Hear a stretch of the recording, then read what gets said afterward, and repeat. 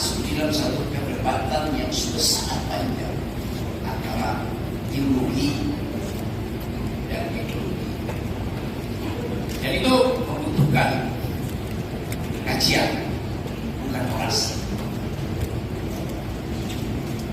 Saya kasih kajian di SBP Polri, di Lemhanas. Dari siapa yang pernah ikut kuliah saya di Lemhanas? Oke. Oh, yang belum sana, Pak Maino. Satu waktu tahun lalu ya. Jadi saya kasih kuliah di Lemhanas untuk menerangkan global security, human solidarity. Subjek-subjek itu ternyata hari-hari ini terhubung dengan keadaan kita di Riau, di Jakarta, di Pakistan, di India, di Eropa. Karena kita mengalami krisis yang sama akhirnya. India kirim rudal ke Pakistan. Kita tahu India punya nuklir, Pakistan punya nuklir. Kalau terjadi krisis nuklir dan krisis itu berubah menjadi terbuka, pertanyaannya bukan bagaimana stabilitas politik di regional Asia, tapi bagaimana bumi memaafkan kemudaratan manusia. Maka dimaafkan oleh bumi. Karena setiap perang nuklir hasilnya adalah MAD, Mutual Assured Destruction. Hancur. Kita coba pahami itu dari perspektif ilmu pengetahuan dan berupaya untuk menuntut ilmu pengetahuan masuk ke pertanyaan eskatologis, pertanyaan teologis yang ayat-ayatnya harus kita tafsirkan hari-hari. Tadi dimulai dengan ayat, belajarlah dari aturan semesta. Karena itu diperlukan akal untuk memahami aturan semesta. Hal yang sama juga berlaku dalam budaya lain, alam berkembang. Satu kesetaraan epistemi. Quran, teologi mengajarkan kami sudah memberi tanda-tanda, maka kalian harus berpikir. Jadi ilmu pengetahuan diselundupkan untuk memahami alam semesta, diselundupkan melalui ayat-ayat suci, karena bumi ini suci. Jadi kita boleh membayangkan soal dalam perspektif antropologi, kita anggap bahwa yang makhluk manusia ini sebetulnya hanya 0,00 sekian detik dan usia alam semesta.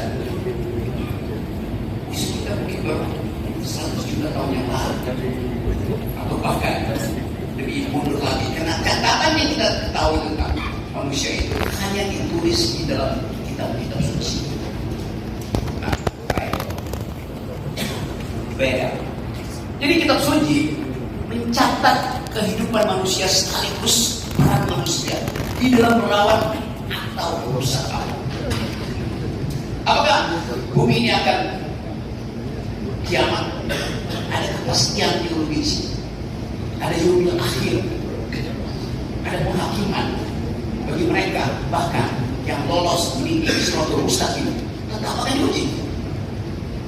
Jadi kalau kita katakan bumi akan kiamat, dunia akan kiamat, dari segi teologi kita sedang menuju disebut akan. Dan dari segi pengetahuan bumi ini memang pernah kiamat. Ketika supernova itu meledak kira-kira 4-5 miliar tahun yang lalu, pecahannya jadi matahari, sebagian pecahannya jadi bumi. Jadi ilmu pengetahuan hanya mampu untuk menerangkan bahwa dunia sudah pernah kiamat, satu peristiwa kosmologi. Ketika sebuah bintang yang namanya supernova itu meledak, dan kita di bumi menerima ledakan itu sebagai rahmat. Nah, dengan ledakan itu terbentuk alam semesta baru. Indonesia penggalan dari ledakan itu yang terjadi Pakistan miliar tahun yang lalu. Sekarang kita membayangkan satu kondisi bahwa yang dirawat oleh bumi selama 4,5 miliar tahun itu sekarang mulai disebut sebagai potensi kerusakan ekologis jilid 12-13. Assalamualaikum warahmatullahi wabarakatuh.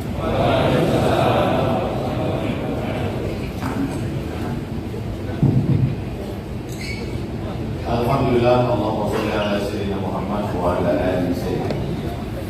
Kalau sudah pakai batik, jangan lagi pakai dasi. Kata Bang Rocky, ruangan ini cantik, bagus untuk resepsi.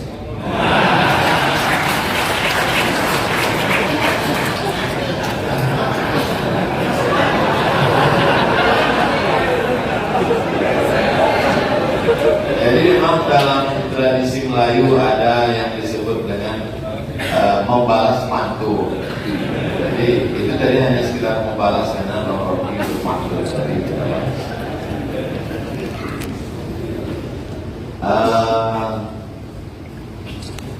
Sudah dibagi ini jatahnya.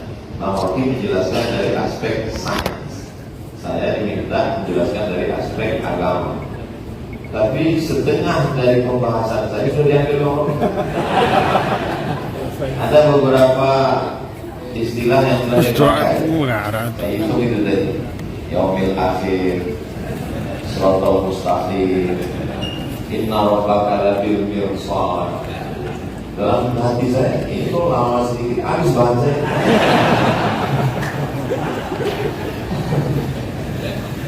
Beberapa kali Allah Subhanahu wa Ta'ala. Jadi memang ini sebetulnya masalah hati. Jadi kalau hati kita itu connect, mudah kita berinteraksi. Mudah-mudahan kesatuan hati kita ini bisa untuk menjaga rahim alam ibu kecil. Kalau Tuhan pergi ke pelelawan itu negerinya para bangsawan. Tapi Bang Rocky selalu menyebut tentang perempuan. Mungkin karena di sini banyak perempuan.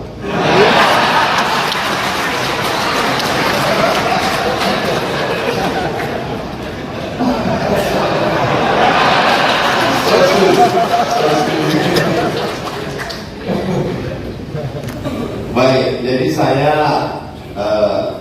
urutkan karena saya minta dari aspek agama.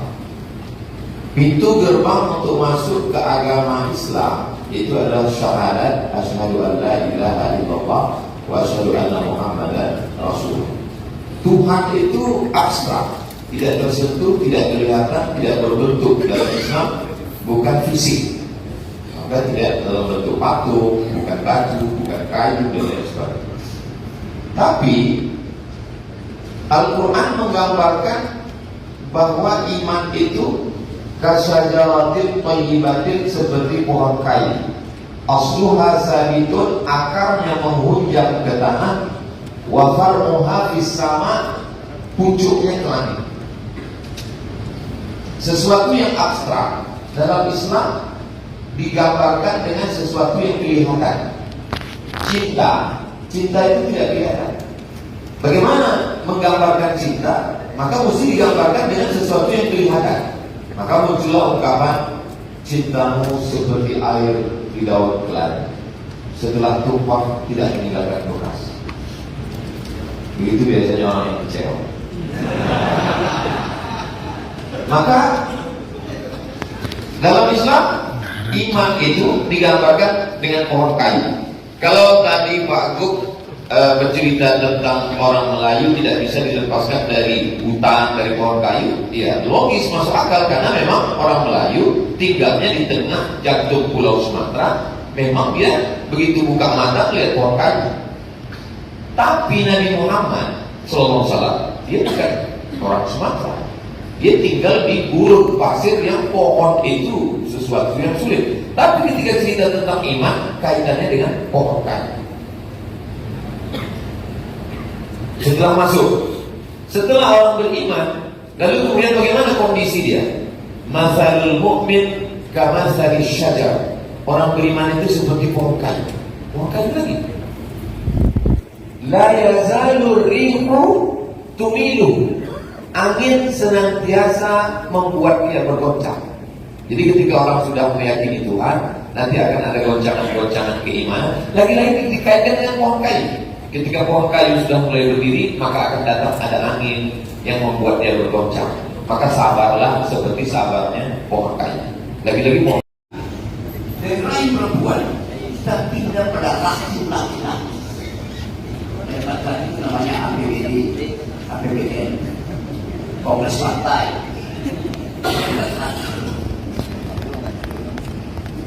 Yang isinya adalah arogansi. Setiap hari laki-laki, orang yang ada di sana, mengincar rahim APBN. Berapa yang bisa saya rampok? Itu terjadi. Kita coba bayangkan bahwa kemuliaan perempuan menuntut keadilan, sementara kebijakan publik sangat jarang memperhatikan hak perempuan. Hak-hak bumi itu setara dengan hak perempuan. Merusak bumi sama dengan memperkosa perempuan, karena dia ada di menciptai bumi. Dasar pikiran itu harus betul-betul tumbuh dalam kondisi epistemik. Kecerdasan diberikan oleh bumi bagi kita, tapi kenapa kita bisa rusak? Karena arogansi, keinginan untuk mengubah wants menjadi needs. Bumi menyediakan kecukupan bagi kita. Jadi kita butuhkan basic needs. Tapi politik membuat needs itu menjadi wants. Tambah mau lagi. Itu yang merusak lingkungan. Ketika needs sudah dipenuhi, wants-nya itu berubah menjadi keinginan untuk akumulasi. Jadi kerusakan lingkungan dimulai ketika ego antropologis kita menganggap bahwa bumi itu disediakan untuk kita eksploitasi. Dan keharusan itu hendak kita pahami. Jadi sekali lagi sering dikatakan bahwa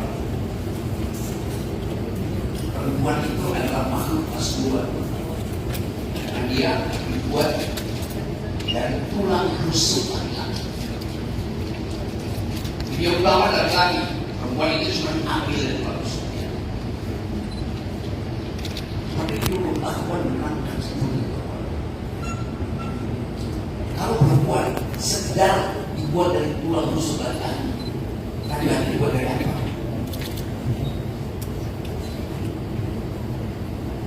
Dari tanah yang diambil dari gorong-gorong.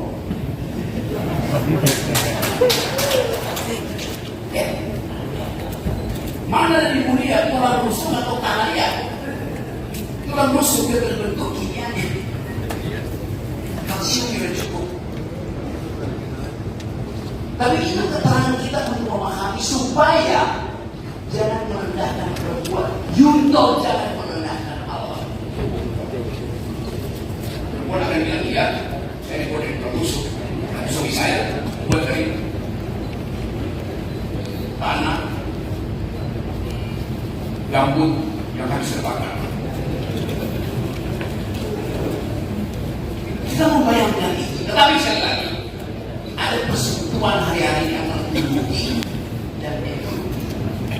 Teologi memberi semacam kelegaan batin dan kembali ke Allah. Di dalam semua teologi intinya adalah rahmat. Ada sesuatu yang kita tunggu, suatu kemuliaan. Jadi manusia sedang berupaya untuk memuliakan kembali dirinya, tetapi dengan arogansi. Kalau kita katakan kami manusia ingin memuliakan alam, maka alam akan katakan selamat datang kembali. Dan hanya dengan itu kita tahu semua yang kita perbuat hari ini disaksikan oleh mata yang kita sebut sebagai alam semesta. Alam semesta disaksikan oleh sesuatu yang disebut energi etel. Tapi energi itu hanya disebut energi kalau dia menghasilkan keadilan. Bumi ditata dengan keadilan. Semua yang kita lakukan dibaca oleh fisika, dibaca oleh antropologi, dibaca oleh biologi. Tapi Tapi ada yang tidak bisa kita baca. Ini ada bakal, tapi ini bisa. Allah SWT memahami kita, melampaui kemampuan kita. Assalamualaikum warahmatullahi wabarakatuh.